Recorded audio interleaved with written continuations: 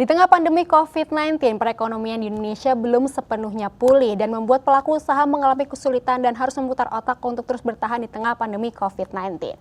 Lalu, bagaimana para peluang fresh graduate untuk tetap bertahan dan dengan mencari pekerjaan di tengah pandemi COVID-19? Kita akan membahasnya bersama Bapak Teddy Indira Budiwan selaku manajer Pusat Karir Binus. Halo Pak Teddy, apa kabar?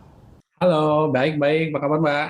Baik-baik, sehat-sehat ya Pak ya. Terima kasih sebelumnya udah mau ngobrol-ngobrol sama kita dari tim Gutol. Karena hari ini kita akan ngebahas soal gimana nih para sarjana muda atau lulusan-lulusan yang sekarang nih lagi struggle untuk mencari pekerjaan di tengah pandemi COVID-19. Nah, sekarang kan kita sudah memasuki pandemi COVID-19 sudah lebih dari setahun ya, kita rasakan sendiri. Dan itu tuh banyak banget terkena dampaknya gitu berbagai sektor. Salah satunya itu sektor ya ini ya untuk para sarjana-sarjana muda gitu atau lulusan-lulusan SMA yang mungkin sedang struggle untuk mencari pekerjaan gitu.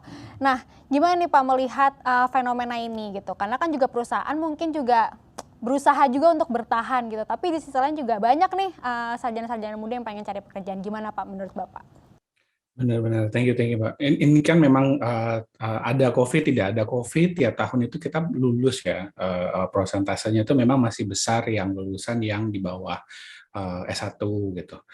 SD, SMP, SMA itu kita lumayan banyak gitu. Tapi ya lulusan SMA ini memang dia partikular agak istimewa karena skillnya mungkin lebih tinggi ya. Lalu ada lulusan yang S1 dan yang pasca sarjana. Pasti banyak sih kalau kita lihat di media-media publik gitu, bisnis itu berusaha untuk adaptasi dengan keadaan yang seperti ini. Orang nggak boleh ke mall, orang nggak boleh kemana-mana, bisnis jadi berubah.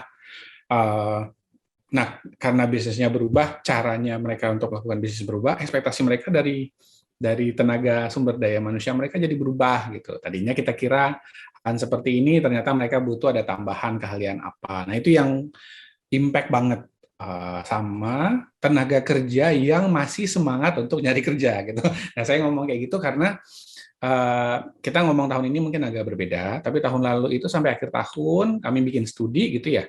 Dan 24% dari yang belum bekerja itu memang takut gitu.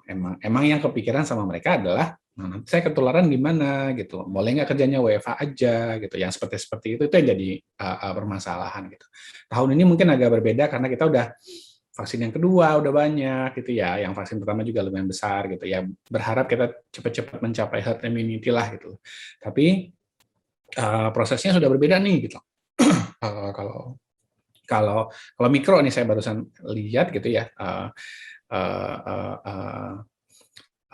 saya barusan tadi pagi itu nganterin anak saya SMP, tidak harus sekolah. Jadi kalau mau sekolah ada prokesnya dan kapasitasnya sangat kecil, tapi anak-anaknya pengen gitu. Nah, jadi interestnya sudah mulai ada. Kalau interestnya sudah mulai ada, jadi saya ngebayangin dalam skala yang lebih besar gitu. Kita udah mulai positif nih, udah mulai semangat, udah mulai pengen keluar gitu. Kalau orang keluar, orang akan beli gitu. Berarti bisnis akan mulai jalan. Berarti bisnis-bisnis yang kemarin keganggu sama orang-orang nggak bisa keluar, itu mungkin akan tertolong nih, akan mulai pelan-pelan naik gitu. Tapi kita ngomong soal ekspektasi yang berbeda dari bisnis yang sudah beradaptasi tadi, maka kita akan berhadapan sama ada gap nih, ada gap yang mungkin lateral ya, nggak harus ambil sesuatu gitu, nggak ambil S2, nggak harus ambil S1 gitu buat yang SMA, tapi dia harus tambah skill tertentu gitu. Nah itu yang kayaknya kita harus sadar gitu. Jadi begitu lulus kita punya nggak kemampuan yang rata-rata diinginkan sama perusahaan yang sekarang sedang beradaptasi dengan lingkungan yang menghadapi COVID. Nah, gitu. Kalau belum punya, cari gitu skill itu. Skill itu tuh biasanya sih berhadapan sama transisi bisnisnya ke online gitu, atau tambah proses bisnisnya dengan ada logistik khusus gitu yang mengantarkan langsung, yang sama-sama terkaitnya sama bisnis online. Jadi secara tidak langsung lebih dekat semua yang berkaitan sama sales sama marketing itu dengan online gitu dibandingkan sama offline. pada waktu yang dulu ya gitu. Kita ngelihat bisnis-bisnis yang besar yang terkait yang benar-benar bergantung pada pasar becek ya, pasar tradisional itu sangat dicoba sekali gitu, sangat bermasalah sekali. Jadi kalau saya ngelihat memang ada ekspektasi, tapi itu harusnya lateral dalam artian itu adalah sesuatu yang bisa dilesin itu. Saya ke online acquire sesuatu, saya akan punya keahlian itu gitu. Jadi kalau saya ngelihatnya overall nih mungkin kalau balik lagi harusnya nggak isu gitu ya. Tapi memang kita jadi ada PR tambahan nih gitu. Udah lulus sekolah, jadi harus ada tambahan PR dikit lagi gitu untuk akhirnya bisa well equipped untuk menghadapi keadaan sekarang. Jadi saya sih optimis Mbak kalau saya ngelihatnya. Oke. Berarti ada peningkatan ya Pak ya dari yang tahun lalu gitu. Mungkin kalau tahun lalu untuk cari pekerjaan mungkin bisa udah ditunda dulu karena memang mementingkan kesehatan dulu. Kalau sekarang mungkin ya itu tadi ya sudah ada vaksinasi dan mungkin orang udah lebih tanda kutip siap lah untuk bekerja di tengah pandemi gitu. Berarti kalau misalnya kayak gini, apakah memang kesehatan itu sekarang menjadi salah satu syarat mungkin atau salah satu aspek yang terpenting untuk mencari pekerjaan juga selain untuk mendapatkan income ya Pak ya? Benar. Jadi tadi ngomong soal yang peningkatan itu beriring ya. Jadi pas Juni kan kita lihat kalau dari kami di pusat karir lihatnya langsung turun itu lowongan kerja gitu. Tapi Desember udah mulai naik lagi. Maret kita ngelihat itu memang kita agak terguncang sedikit ya kalau pas ya dekat-dekat Mei sama Juni. Tapi sekarang tuh udah mulai naik lagi. Dan sekarang tuh naiknya oke banget gitu, signifikan. Sudah pada ngomongin MT, sudah pada ngomongin MDP gitu. Jadi udah kayak mau running bisnis. Oke, ayo nih kita mau jalan gitu. Jadi memang hati-hati tapi lebih optimis gitu. Dan ya saya sih ngelihatnya memang ya nggak apa-apa nih, kita udah mulai lagi nih job fair udah mulai banyak gitu ya, kita lihat ya walaupun masih online gitu, coba diperhatikan aja gitu. Sudah mulai banyak yang menawarkan. Kalau dulu banyak yang WFH Mbak, kalau sekarang mungkin lebih banyak yang WFO gitu ya. Oke, nah untuk sembari masih menunggu ya, karena kan juga memang mencari pekerjaan nggak pandemi pun emang agak sulit gitu ya.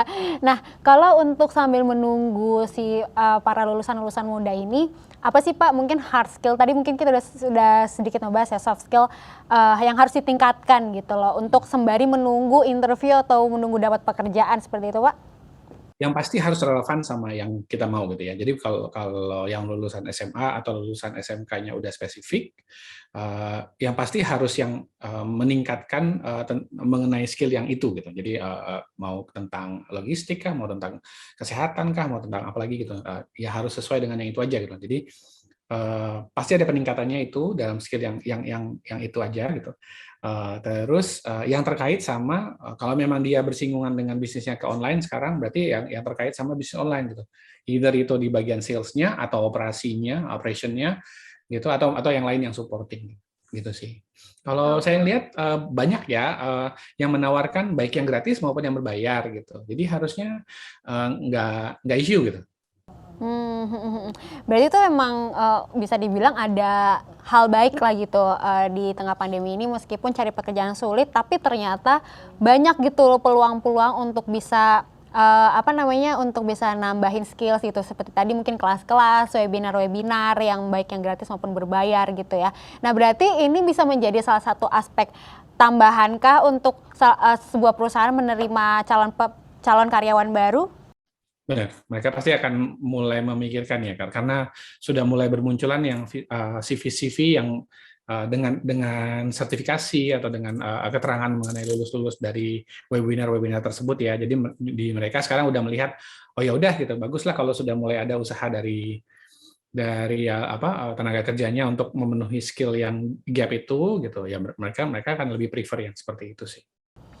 Oke, tapi kan sebagai sembari menunggu nambah skills ya kan, pasti kan nambah pengetahuan, nambah ilmu gitu kan. Tapi kan kalau misalnya beda lagi kalau misalkan kita bicara jiwa usaha gitu, jiwa jualannya gitu. Dan sekarang juga banyak juga nih sembari fresh graduate yang masih belum dapat pekerjaan atau ada yang mungkin kena kick lah gitu, akhirnya mereka berwirausaha gitu, mereka membuka usaha baik jasa, banyak lah gitu dari berbagai lini gitu. Apakah sekarang ini bisa menjadi alternatif untuk mendapatkan income di tengah pandemi, Pak?